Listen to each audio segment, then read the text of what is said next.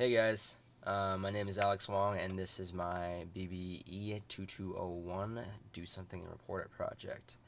Um, if you're anything like me, you shower daily, or at the very least once every other day.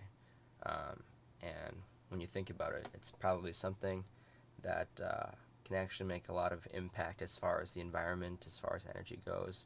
Um, so I decided to do my project on a really simple way that you and your roommate or you and a friend or a significant other can cut down on the environmental impact of an everyday activity like showering. So what we're going to examine today is why people should actually shower together.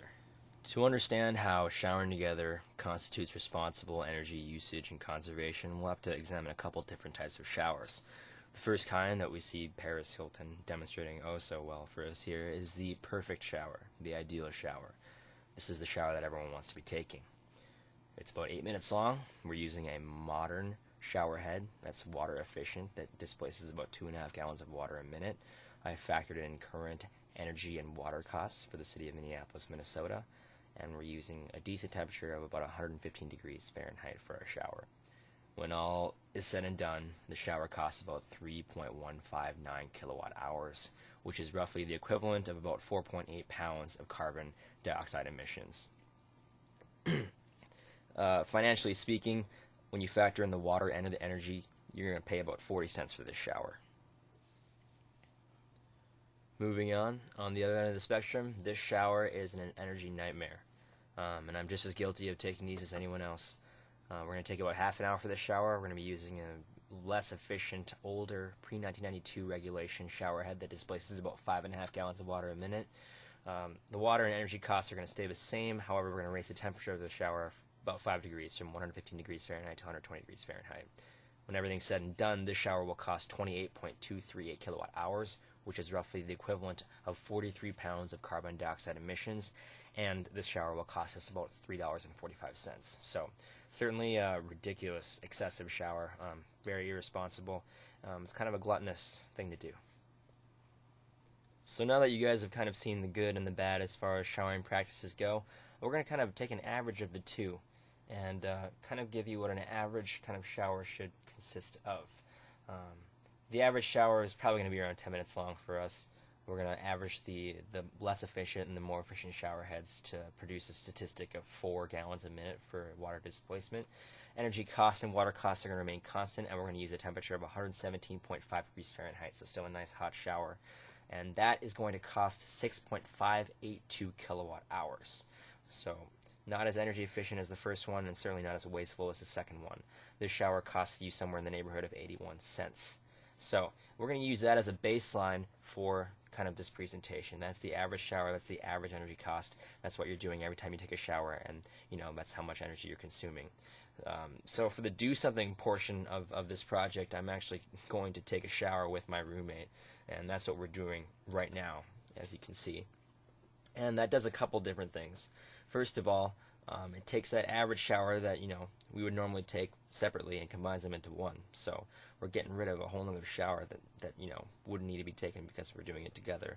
And secondly, it's interesting, we don't typically take very long when we shower together. It's very, very quick. I think it's probably because we're both uncomfortable showering in a confined space with each other, but we don't really languish around in the warm comforts of a shower. We just kind of do our business and get out of there. So the average shower that I take is around 10 minutes long. The one that you're seeing right now, even though it's accelerated for video purposes, it took a little over 6 minutes. So not only are we doing things together and knocking out a whole other shower, we're doing that one shower a lot faster than typically would occur. So that's great. And I'll give you a few figures for a roommate kind of shower situation. In a month, using those average figures that we talked about earlier, a pair of roommates can use around 400 kilowatt hours a month just showering. And that's roughly 608 pounds of carbon dioxide emissions. 608 pounds in a month. That's equivalent to 7 seedlings worth of sequestering over decades. So you'd have to plant 7 seedlings and wait for them to grow for 10 years to sequester the amount of carbon emissions that you use in a month showering. averagely.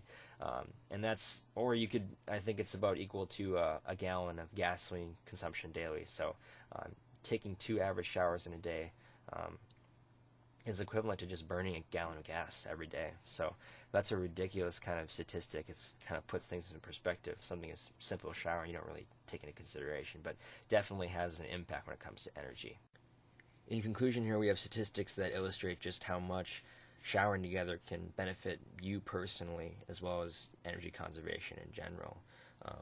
Like I said, a reasonable monthly estimate for kilowatt hours. Showering separately is around 400. You cut that almost down to 1/4 of what it is showering together. If showering together follows the same trend as my roommate and I, where we actually finish quicker together than separately. Monthly carbon emissions goes down from over 600 pounds to about 179 pounds. And, there's just something special about getting in the shower with someone else and sharing, what usually is personal, individual time with someone important to you. So it's kind of a unique experience and something I think everyone should try at least once. It's important to me because, as a college student, I'm obviously going to be living off campus next year. I'm probably going to have to be worrying about, utility bills, water costs, energy costs, and this is definitely an actual way to mitigate some of those costs and to be kind of responsible about the energy that I myself am consuming. So showering together is definitely a viable way to conserve energy, a viable way to save money. It's not just a joke that, you put on a t-shirt. It's a lot of fun, and I think everyone should give it a shot. Thank you.